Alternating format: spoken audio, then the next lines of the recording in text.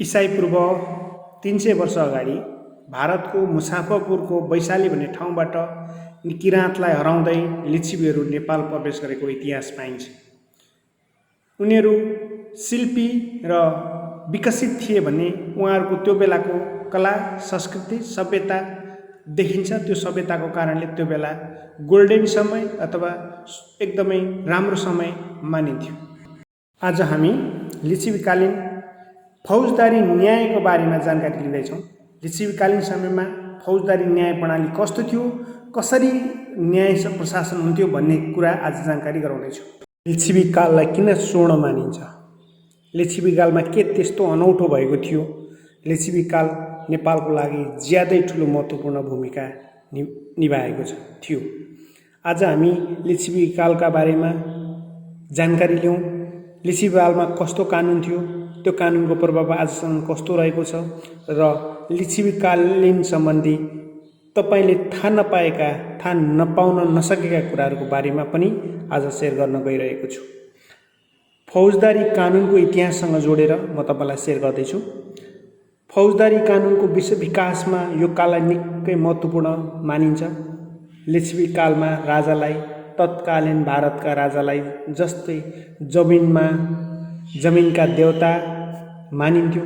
त्यसैले प्रत्येक लिच्छवी राजाहरू आफ्नो नामका पछाडि देव जोड्ने गरेका थिए। त्यसैले प्रत्येक लिच्छवी राजाहरू आफ्नो नामका पछाडि देव लेख्ने गर्थे। राजा नै सरकारका प्रमुख, प्रधान सेनापति तथा न्यायदाता हुन्थे। उनैले व्यक्ति तथा सम्पत्तिको सुरक्षा गर्नुपर्थ्यो। राजद्रोह गर्नेलाई कठोर सजाय दिइन्थ्यो तथा यसको उद्योग गर्नेलाई समेत कठोरतम कठोर सजाय गरिन्थ्यो। राजाको विरुद्ध अपराध समान अपराध मानि मृत्युदण्ड दिइन्थ्यो। हत्या गरेर राजसत्ता प्राप्त गरेको पनि थुप्रै उदाहरण पाइन्छ। त्यस समयमा पनि धेरै व्यक्तिहरूका विरुद्ध राज्यद्रोह मुद्दा लागेको थिए।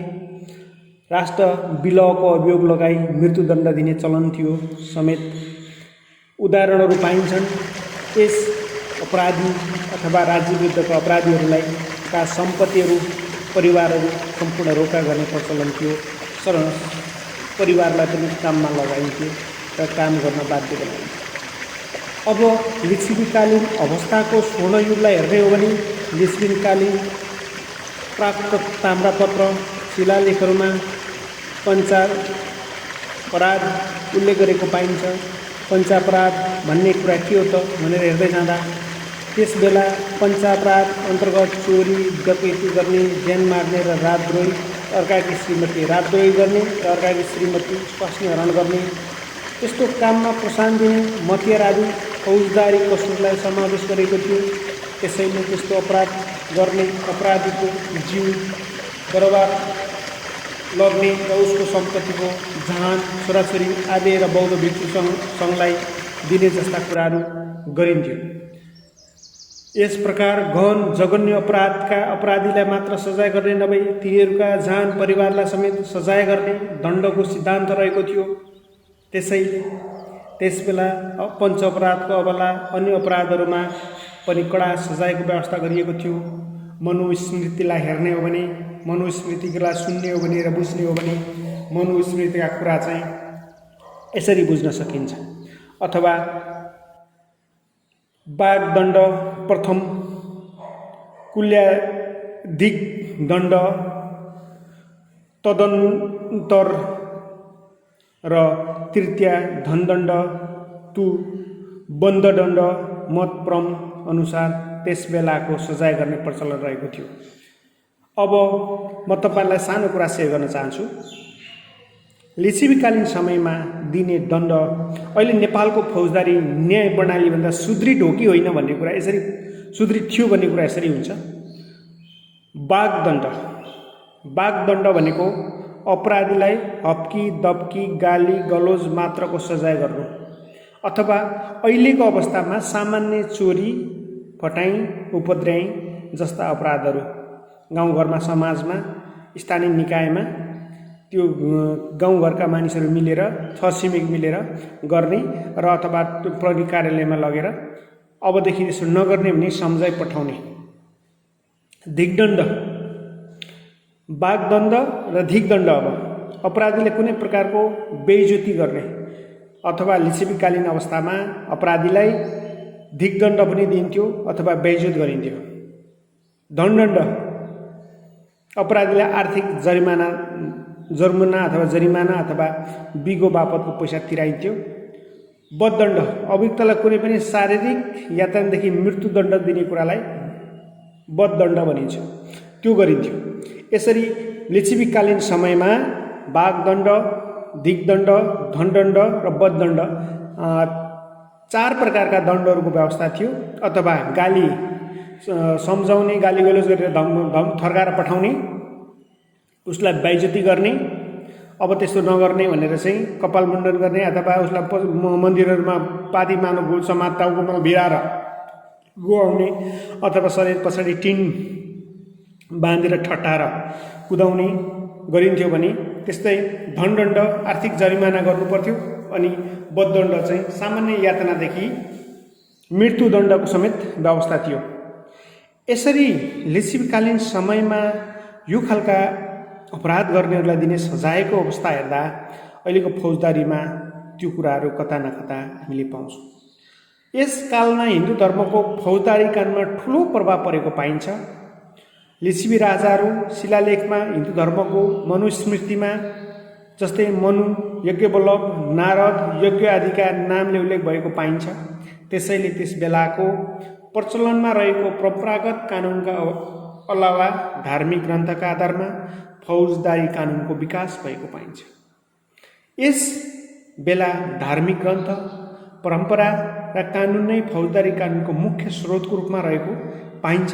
त्यही अनुसार राजाहरूले अथवा अधिकार प्राप्त गरेका व्यक्तिहरूले त्यही अनुसार न्याय निरूपण गर्ने प्रचलन रहेको पाइन्छ।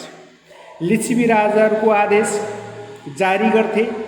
राज्यका विभिन्न दुर्ग भनेको ठाउँहरू, कब्जाहरू, किल्लाहरू विभाजित गरी ती विभाजित दुर्गपतिहरू स्थापना गरिन्थ्यो। ती दुर्गपतिहरूलाई छुट्टा छुट्टै ठाउँ परिस्थिति अनुसारका कानुनी प्रक्रिया अपनाउन सल्लाह दिइन्थ्यो। दुर्गपतिहरूलाई पक्राउ गरी दण्ड जरिमाना दिलाउने पनि अधिकार प्राप्त गरेर थियो।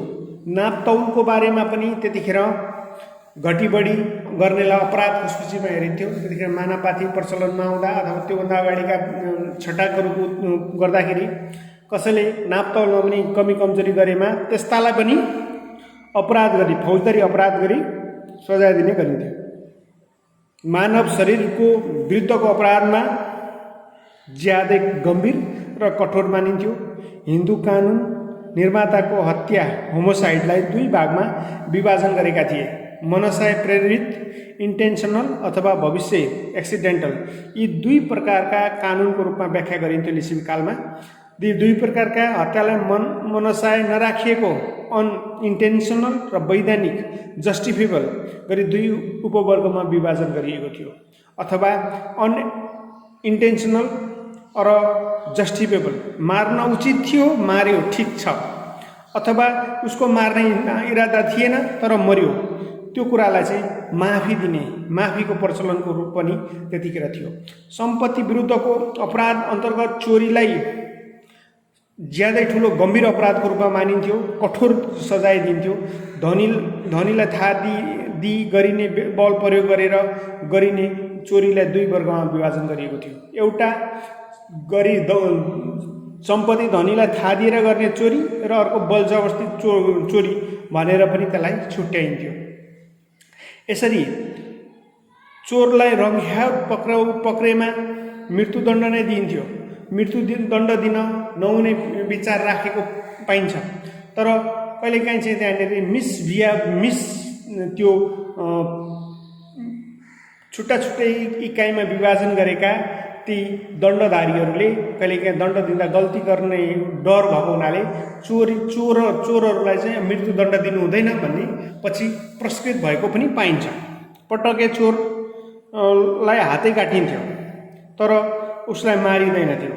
करौडी सम्बन्धी अपराधलाई 5 अपराधभित्र पारी कठोर सजायको व्यवस्था गरेको थियो। आफ्नी पत्नी बाहेक अन्य महिलासँग शारीरिक सम्पर्क राख्नु अपराध मानिन्थ्यो। अर्काकी स्वास्नीलाई करणी गर्नेलाई साधुले काट्न लगाइन्थ्यो। साधु बोलाएर साधुलाई काट्न लगाइन्थ्यो। त्यस्तै गरेर धार्मिक अपराध गर्नेलाई गम्भीर पापको अपराध मानिन्थ्यो र त्यसलाई प्रायश्चित समेत गर्न लगाइन्थ्यो। प्रायश्चित नगरेमा पनि उसलाई मृत्युदण्ड दिन्थ्यो। त्यस्तै हेर्दा लिच्छवीकालीन कानुन निकै सुसुप्त अविकसित भए तापनि कता कता लिच्छवीकालीन कानुनको प्रभाव अहिले पनि नेपालको कानुनमा परेको देखिन्छ। लिच्छवीकालीन कला संस्कृति सभ्यता हेर्दा नेपालको समय त्यो बेला गोल्डन समय, एकदम उज्यालो समय अथवा सुनौरा समयको रूपमा हेरिन्छ।